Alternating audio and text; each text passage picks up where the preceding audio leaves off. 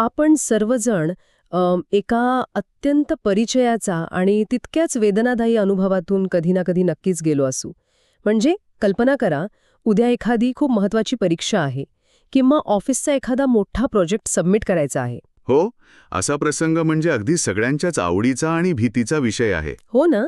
म्हणजे लॅपटॉप उघडा आहे, समोर अभ्यासाचा किंवा कामाचा डोंगर आहे आणि मनाची आपण पूर्ण तयारी केलेली असते की आता सलग 3 तास जागेवरून उठायचं नाही. आणि नेमकं त्याच वेळी काहीतरी होतं. अगदी बरोबर. अचानक आपल्या खिशातला मोबाईल बज होतो, स्क्रीनवर एक साधं नोटिफिकेशन झळकतं आणि आपला मेंदू आपल्याला अत्यंत गोड शब्दांत सांगतो की फक्त 1 सेकंड बघतो की नक्की कोणाचा मेसेज आहे आणि मग लगेच पुन्हा कामाला लागतो. पण तो 1 सेकंद कधीच 1 सेकंद राहत नाही. खरंय, तो 1 सेकंड कधी 15 मिनिटात आणि 15 मिनिटे कधी 2 तासांच्या त्या डूम स्क्रोलिंगमध्ये बदलतात हे आपल्यालाच समजत नाही. म्हणजे एका रीलवरून दुसऱ्या रीलवर आपण असे भटकटच जातो. हो, आणि जेव्हा भानावर येतो तेव्हा वेळ निघून गेलेली असते. मग सुरू होते ती स्वतःलाच शिव्या देण्याची, स्वतःला दोष देण्याची प्रक्रिया. त्यातून वाढणारा मानसिक ताण आणि ओव्हर थिंकिंगचं एक न संपणारं दुष्टचक्र. कसंय, आजच्या काळात अभ्यासाला बसलेला एखादा विद्यार्थी असो किंवा घरातून काम करणारा एखादा कर्मचारी, ही कथा आपल्या सर्वांच्याच दैनंदिन जीवनाचा एक भाग बनली आहे. नक्कीच. माहितीच्या या महासागरात आपण सगळेच कुठेतरी बुडत आहोत. आणि म्हणूनच आजचा या सखोल चर्चेत आपण एका अशा ग्रंथाचा आधार घेणार आहोत जो मुळात हजारो वर्ष जुना आहे. पण आजच्या या सोशल मीडिया आणि अटेन्शन डेफिसिटच्या युगात तो सर्वात अचूक आणि वैज्ञानिक उत्तरे देतो. अगदी. आज आपण श्रीमद भगवद्गीता या प्राचीन ग्रंथातील सूत्रांचा आधार घेऊन आधुनिक काळातील फोकस म्हणजेच एकाग्रता मिळवण्याचं रहस्य उलगडणार आहोत. आपण पाहणार आहोत की हजारो वर्षांपूर्वी कुरुक्षेत्रावर घडलेला मानवी मनाचा संघर्ष आज आपल्या लॅपटॉप आणि स्मार्टफोनच्या जगात कसा तंतोतंत लागू पडतो. हा खूपच रंजक विषय आहे. हो, आणि मला सगळ्यात आधी या कथेच्या सुरुवातीच्या पार्श्वभूमीवर यायचं आहे. म्हणजे आपल्या आजच्या या दैनंदिन गोंधळाची थेट तुलना आपण कुरुक्षेत्रासारख्या महाभयंकर युद्धाशी कशी करू शकतो. बघा, गीता ही केवळ 2 गटांमधल्या युद्धाची ऐतिहासिक कथा नाहीये. ती मानवी मनाच्या आत चालणाऱ्या अखंड संघर्षाची एक रूपक कथा आहे. अच्छा, म्हणजे तो संघर्ष आजच्या काळाशी जोडलेला आहे. हो ना. गीतेच्या अगदी सुरुवातीलाच एक अतिशय नाट्यमय प्रसंग येतो. पहिल्या अध्यायात कुरुक्षेत्रावर दोन्ही सेना समोरासमोर उभ्या आहेत. अर्जुन हा त्या काळातील सर्वश्रेष्ठ योद्धा आहे. बरोबर, ज्याने अनेक युद्ध जिंकलेली असतात. अगदी. पण जेव्हा तो आपल्या समोर उभी असलेली संकटे पाहतो, आपलेच नातेवाईक, गुरुजन आणि एकंदर युद्धाचा तो अवाढव्य पसारा पाहतो, तेव्हा तो अचानक अत्यंत दुःखी होतो. म्हणजे तो घाबरतो का तिथे? घाबरतो म्हणण्यापेक्षा तो खचून जातो.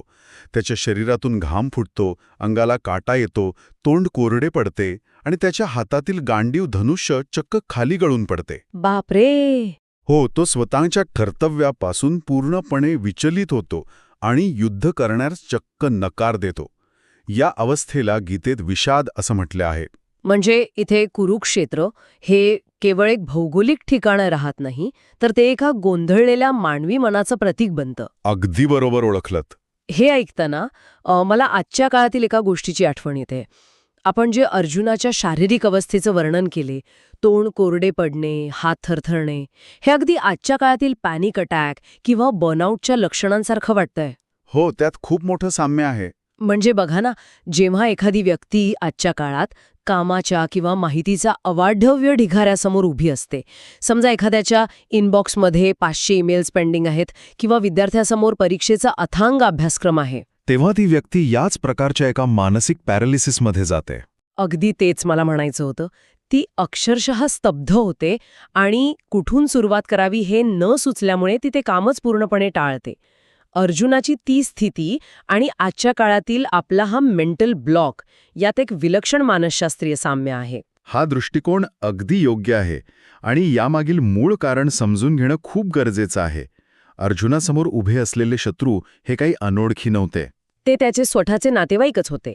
बरोबर, ज्यांच्यासोबत तो लहानाचा मोठा झाला होता. आजच्या काळात आपले शत्रू किंवा आपल्याला विचलित करणाऱ्या गोष्टी या काही बाहेरून आलेल्या नाहीत. म्हणजे त्या आपल्याच सवयी आहेत. अगदी. त्या आपल्या अत्यंत आवडीच्या सवयी आहेत. आपले मोबाईल फोन्स, आपले आवडते ॲप्स, आपल्या आरामाच्या संकल्पना, ज्याप्रमाणे अर्जुनाला आपल्याच लोकांवर बाण चालवणं अत्यंत कठीण जात होते, त्याचप्रमाणे आपल्याला आपल्याच आवडीच्या आणि सवयीच्या कम्फर्ट झोनवर हल्ला करून तो नष्ट करणं जीवावर येते. म्हणजे बाह्य शत्रूंपेक्षा मनातील हा जो भावनिक गोंधळ आहे तोच माणसाला अधिक दुर्बल बनवतो. हेच तर गीतेचे मुख्य सूत्र आहे. हे खूपच विचार करायला लावणारे आहे. पण मग इथे मला मानवी स्वभावाच्या एका मोठ्या विरोधाभासाबद्दल विचारायचे आहे. म्हणजे कसे, आपल्याला आपले कर्तव्य काय आहे हे पूर्णपणे माहीत असते. एका विद्यार्थ्याला माहीत असते की उद्या परीक्षा आहे आणि अभ्यास न केल्यास नुकसान आपलेच होणार आहे. किंवा एका कर्मचाऱ्याला माहीत असते की आज प्रोजेक्ट दिला नाही तर नोकरीवर गदा येऊ शकते. तरीही आपण त्या कर्तव्यापासून का भरकटतो? हा प्रश्न आपल्यालाच नाही तर अर्जुनाला पण पडला होता. खरंच? हो. गीतेत अध्याय 3 मध्ये या प्रश्नाचे अत्यंत सखोल आणि अचूक उत्तर मिळते. अर्जुनालाही नेमका हाच प्रश्न पडलेला असतो की माणसाला स्वतःची इच्छा नसतानाही जणू काही कोणीतरी बळजबरीने त्याच्याकडून चुकीचे काम करून घेत आहे, असे का घडते? आणि यावर श्रीकृष्ण काय उत्तर देतात? श्रीकृष्ण सांगतात की यामागे 2 अत्यंत शक्तिशाली भावना आहेत, काम आणि क्रोध. काम आणि क्रोध हे शब्द आपण अनेकदा ऐकतो. हो, पण याचा अर्थ केवळ वासना किंवा राग असा मर्यादित नाहीये. म्हणजे आजच्या या डिजिटल युगात जिथे आपण लॅपटॉपवर काम करत आहोत तिथे वासना किंवा काम याचा संदर्भ कसा लावायचा?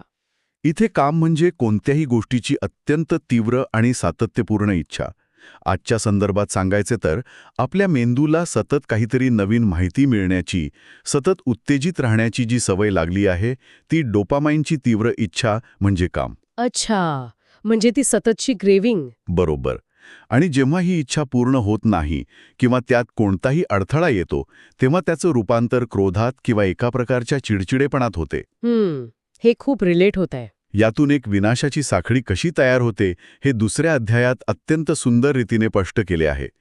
क्रोधातून किंवा या चिडचिडेपणातून संमोहन निर्माण होतो. संमोह म्हणजे नेमका काय? संमोह म्हणजे भ्रम किंवा खऱ्या आणि खोट्या जगातील भान हरपणे. आणि या संमोहातून स्मृतीचा गोंधळ उडतो. म्हणजे आपण आपली मुख्य कामं विसरतो. अगदी. स्मृतीचा गोंधळ उडाल्यावर बुद्धीचा नाश होतो. म्हणजेच योग्य आणि अयोग्य ठरवण्याची क्षमता नष्ट होते. आणि बुद्धीचा नाश झाला की माणसाचा पूर्ण विनाश होतो.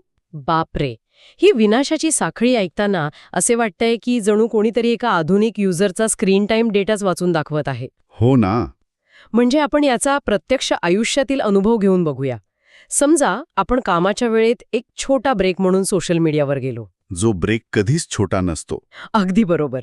तिथे आपण कोणाचे तरी अत्यंत आकर्षक, सुखी आयुष्य पाहतो किंवा स्वतःच्याच पोस्टवर अपेक्षित लाईक्स आले आहेत की नाही हे तपासतो. ती सततची सामाजिक मान्यतेची इच्छा म्हणजे तुम्ही मगाशी म्हणालात तसं काम. बरोबर. आणि जेव्हा ती मिळत नाही किंवा इतरांचे परफेक्ट आयुष्य पाहून स्वतःच्या आयुष्याबद्दल एक निराशा किंवा अस्वस्थता निर्माण होते, तो आहे क्रोध. अगदी तंतोतंत जुळते हे. आणि या क्रोधातून निर्माण होतो संमोह. म्हणजे आपल्याला वाटू लागते की ते सोशल मीडियावरील आभासी जग हेच खरे जग आहे. आणि आपले वास्तविक जीवन काहीच कामाचं नाही असा समज होतो. हो, या भ्रमात आपण आपले मूळ काम विसरतो. हा झाला स्मृतीचा गोंधळ. डेडलाईन डोक्यावर असतानाही आपण मोबाईल बाजूला न ठेवण्याचा अत्यंत अतार्किक निर्णय घेतो. हा झाला बुद्धीचा नाश. आणि यातून वेळेचा, करिअरचा आणि मानसिक शांतीचा जो चुराडा होतो तोच आपला विनाश. तुम्ही या प्राचीन तत्वज्ञानाला आजच्या डूम स्क्रोलिंगच्या साखळीशी अत्यंत चपखलपणे जोडले आहे. हे सगळं विश्लेषण ऐकताना एकीकडे डोळे उघडल्यासारखे वाटतंय, पण दुसरीकडे एक प्रकारची भीतीही वाटतेय. भीती का? म्हणजे बघा ना, आपण किती सहज या जाळ्यात अडकतो. आजच्या काळात आपण सगळ्यात स्वतःला सतत दोष देत असतो की मलाच फोकस करता येत नाही किंवा माझ्यातच काहीतरी खोटं आहे. हा सेल्फ डाऊट खूप कॉमन आहे. हो, मला वाटतं की माझा अटेन्शन स्पॅन आता पूर्णपणे संपला आहे. आपण स्वतःला इतके कमी लेखतो की त्यामुळे आपला आत्मविश्वासच नाही सावतो. आणि म्हणूनच गीतेमधील एका विशिष्ट संवादाचा अभ्यास करणं इथे खूप महत्वाचं ठरतं. 6व्या अध्यायात जेव्हा अर्जुनाला या विचलित मनाची जाणीव होते तेव्हा तो श्रीकृष्णाला अत्यंत निराशेने सांगतो की चंचलम ही मनः कृष्ण. चंचलम ही मनः कृष्ण म्हणजे मन चंचल आहे. हो. तो सांगतो की हे मन अत्यंत चंचल, क्षुब्ध करणारे, दृढ आणि अत्यंत बलवान आहे. वाऱ्याला हाताने अडवणे जितके कठीण आहे तितकेच या मनाला एका जागी रोखणे कठीण आहे. खरंच अर्जुनाने असं म्हटलं होतं. हो, विचार करा, 5,000 वर्षांपूर्वीचा एक महान योद्धा जो केवळ एका पक्षाच्या डोळ्याचा वेध घेऊ शकत होता, तो योद्धा स्वतःच्या चंचल मनापुढे हतबल झाला होता. तो मान्य करतोय की त्याचे मन वाऱ्यासारखे भरकटत आहे. अरे वा, हा खरोखरच एक खूप मोठा दिलासा आहे माझ्यासाठी आणि आपल्या सर्व श्रोत्यांसाठी. हो ना? जर अर्जुनासारख्या जागतिक दर्जाच्या योद्ध्यालाही लक्ष केंद्रित करण्यात इतकी अडचण येत होती, तर याचा अर्थ मन भरकटणे हा आपला कोणताही व्यक्तिगत दोष नाहीये. मुळीच नाही. ती मानवी मेंदूची एक नैसर्गिक रचनाच आहे. म्हणजे उत्क्रांतीच्या काळात सतत नवीन माहिती शोधणे हा माणसाच्या जगण्याचा भाग होता.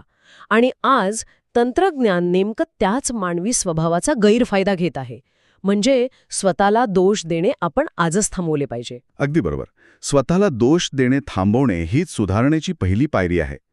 गीतेने मानवी मनाच्या या नैसर्गिक चंचलतेला नाकारलेले नाही, तर त्याचा स्वीकार केला आहे. आणि हे खूप प्रॅक्टिकल आहे. हो, कारण जेव्हा आपण समस्येचं मूळ स्वरूप स्वीकारतो तेव्हाच आपण उपायाकडे वळू शकतो.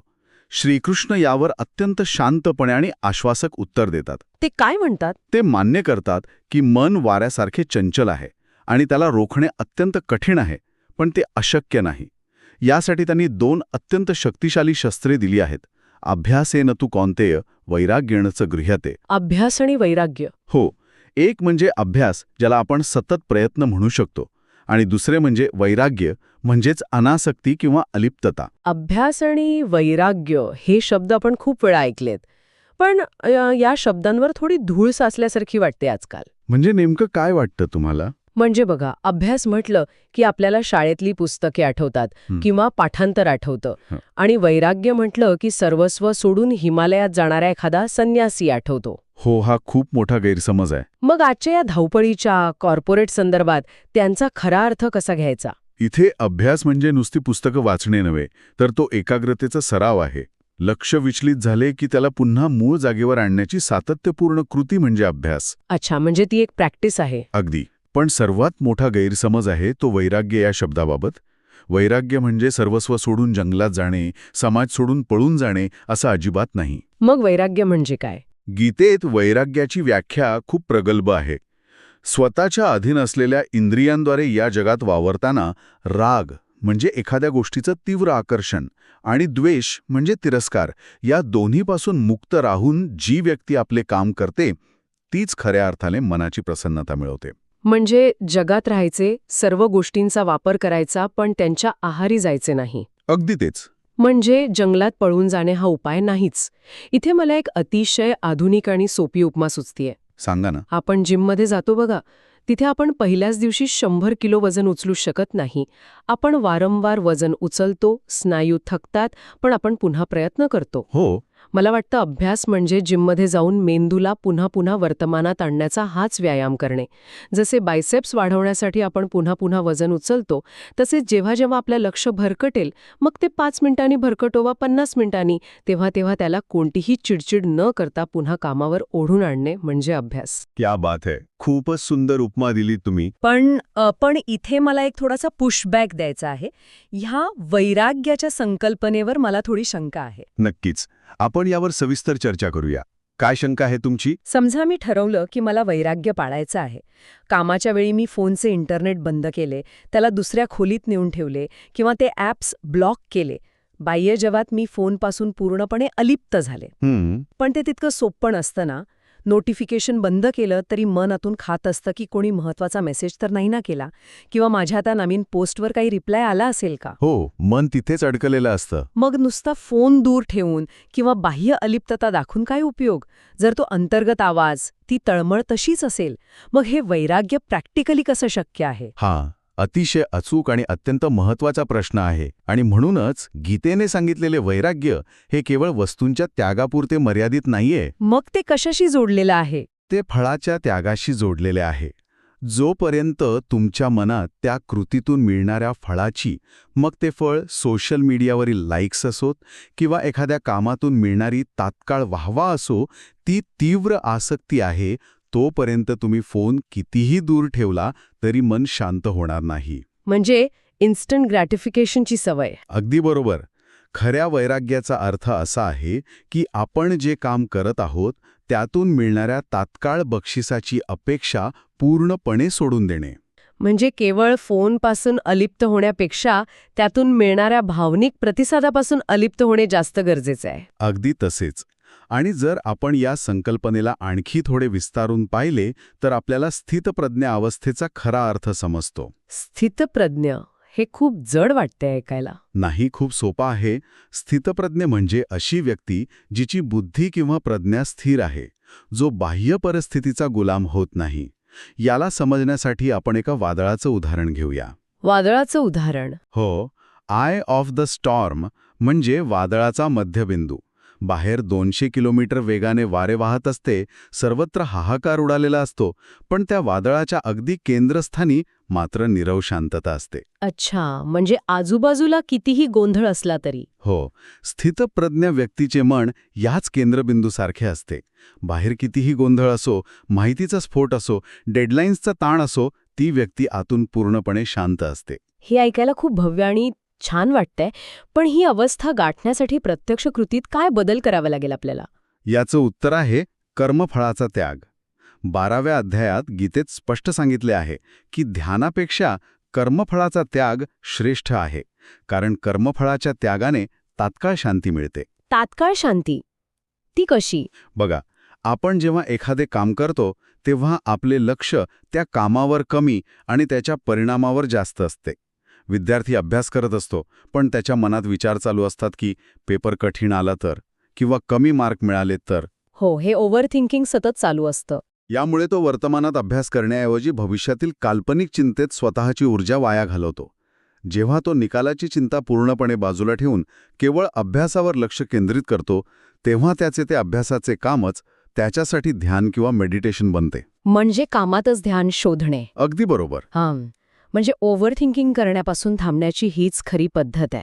आपण निकाल काय लागेल या विचारात इतके हरवून जातो की आजची वर्तमानातील कृती करायचीच विसरतो. आणि तिथेच आपला फोकस हलतो. सो या सगळ्याचा नेमका अर्थ असा निघतो की आपण जे काम हातात घेतले आहे त्यात स्वतःला पूर्णपणे झोकून देणे, भविष्याची भीती किंवा भूतकाळचा पश्चाताप ह्या दोन्ही ओझ्यांमधून मन मुक्त करणे. जेव्हा लक्ष परिणामावर नसते तेव्हाच ते प्रक्रियेवर 100% असू शकते. आणि हीच ती अवस्था आहे जिथे माणसाला कोणतीही बाह्य परिस्थिती विचलित करू शकत नाही. डोळे मिटून श्वासोच्छ्वासावर लक्ष केंद्रित करून बसणे हे एकाग्रतेचे एक साधन नक्कीच असू शकते. पण उघड्या डोळ्यांनी जगाच्या सर्व कोलाहलात आपले कर्तव्य कोणतीही आसक्ती न ठेवता पार पाडणे हे गीतेचे अंतिम ध्येय आहे. खरंच खूप सुंदर. आजच्या या सखोल चर्चेत आपण खरोखरच खूप महत्त्वाचे आणि जीवनाला कलाटणी देणारे पैलू उलगडले आहेत. आपण पाहिले की लक्ष विचलित होणे हा मानवी मनाचा नैसर्गिक गुणधर्म आहे, जो आपल्या सततच्या इच्छा आणि त्यातून येणाऱ्या अस्वस्थतेतून निर्माण होतो. आणि आपण हेही पाहिलं की अर्जुनासारखा महान योद्धाही या मानसिक संघर्षातून सुटला नव्हता. अगदी. त्यामुळे आपण स्वतःला दोष देणे थांबवले पाहिजे. यावर उपाय म्हणजे अभ्यास, वारंवार मन वर्तमानात आणण्याचा सराव आणि वैराग्य, फळाची तात्काळ बक्षिसाची आसक्ती सोडणे. फळाची अपेक्षा न ठेवता वर्तमानात जगणे आणि आपल्या प्रक्रियेवर प्रेम करणे हीच खऱ्या एकाग्रतेची गुरुकिल्ली आहे. नक्कीच. आणि जाता जाता या संपूर्ण चर्चेच्या आधारावर मला ऐकणाऱ्या प्रत्येक व्यक्तीसाठी एक नवा आणि विचार करायला लावणारा मुद्दा मांडायचा आहे. आपण संपूर्ण वेळ तंत्रज्ञानाला, सोशल मीडियाला आपला शत्रू मानत आलो आहोत. हो, आपण सतत त्यांनाच दोष देतो. पण काय होईल जर आपण या तंत्रज्ञानालाच आपला रथ बनवलं? जर अभ्यास म्हणजे सराव असेल तर आपण त्याच अल्गोरिदमचा वापर करून आपल्या मेंदूला चांगल्या गोष्टींची सवय लावू शकत नाही का? हा खूपच प्रगल्भ विचार आहे. ॲप्स ब्लॉक करणे, स्क्रीन टाईमचे नियम स्वतःसाठी लावणे आणि सर्वात महत्त्वाचे म्हणजे या गोंधळाच्या मध्यभागी उभे राहून स्वतःच्या आत एक अढळ शांतता निर्माण करणे.